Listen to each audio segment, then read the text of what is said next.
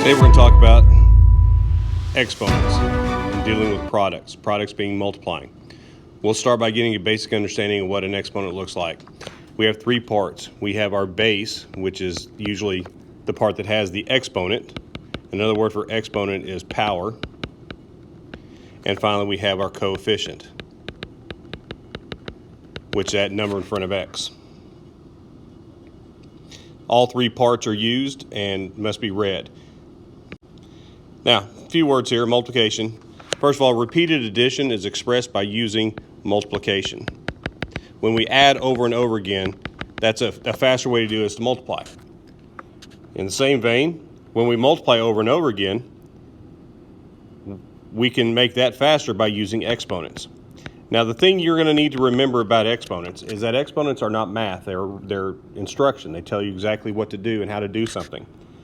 When you see 3 to the 4th power, it doesn't mean 3 times 4. It means 3 times 3 times 3 times 3.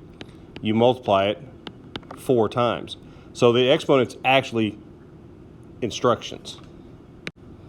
Next is the coefficient, the number that is multiplied to a term.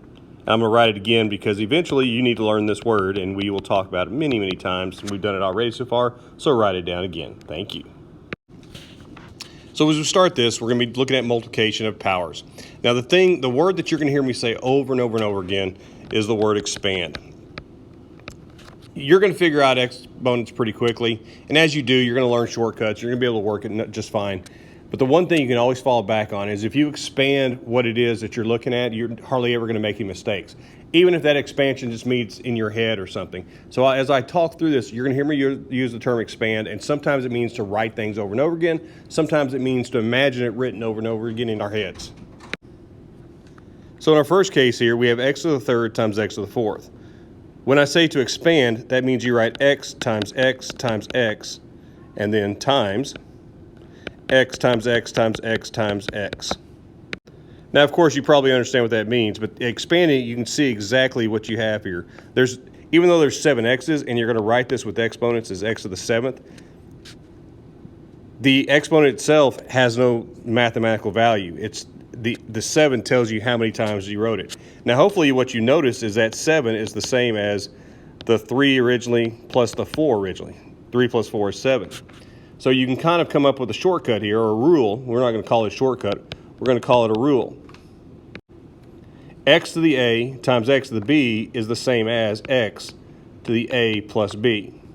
What that tells you is you are allowed, when you're multiplying bases that are the same, you're allowed to add the exponents. We'll look at our next example where we'll go ahead and expand as well. So we have 3 times x times x times 5 times x, x, x, x. Now I do expand this one because I want to show you how this works. The next question says, what property allows you to rearrange it? Well, the property is called the commutative property. And the commutative property allows you to rearrange things to be multiplied or added, but in this case multiplied, into any order you want. So we can take the 3 and the 5, put them like that, and then put all our x's together. Now again, soon you won't be doing this physically, but thinking in your head. What that allows you to do is see, obviously, that this is 3 times 5, which is 15, and then you've got 6 x's, so x to the 6th. So hopefully, again, what you notice is that in something where we start off with 3x squared times 5x to the 4th, we can multiply the coefficients or bases. I'm going to put that there so you have that in your note. And we can add the exponents, no matter how they're set up. But now the exponents, notice these are both x's. What that means is that we can multiply coefficients and add exponents of like bases. Now, notice what I haven't done is thrown in there a y or some other variable. When you throw in a y or some other variable, those are done completely separately. So you can't add the x's to the y's. Now stop, take a couple seconds to try the practice, and then go back into the video. Seriously, pause it. All right, so now we can check our work. As you can see on my paper, I've already got a mistake. So I rewrote it with what you have on your paper. But you can see here we have 1, 2, 3, 4, 5 x's that we can write like this. And we have 3 y's, so we'll write those like this. Notice we can't combine the x's and y's. This actually tells us there are 5 x's and there are 3 y's. On the second example, we have 3x, 5x squared, and negative 2x cubed. So I'm going to rewrite everything, and I'm going to expand it without expanding it completely. I'm going to write 3 and 5 and negative 2. I'm going to put x, x squared, and x cubed. Now, the 3, 5, and negative 2, that's simple. That's 15 times negative 2, so that's negative 30.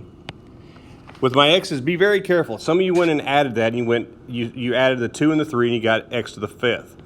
But if you expand it, at least look at it expanded like this and separated, you see there's 1 plus 2 plus 3. So it's 30, or negative 30, x to the 6th. For the last one, we have 3x to the 4th y squared times 2x to the 7th y to the 9th. When you expand and you write it, you can write it any way you want. We all have our different methods. Sometimes I actually write it like this, and I write them on top of each other. Because this right here is just notes. Those get multiplied, 6. Those get added combined for a total of 11. Those get combined for a total of 11. So we have 6x to the 11th, y to the 11th. All right, so now go ahead and start working on your next steps so you can complete this particular topic and you can move on to the next one.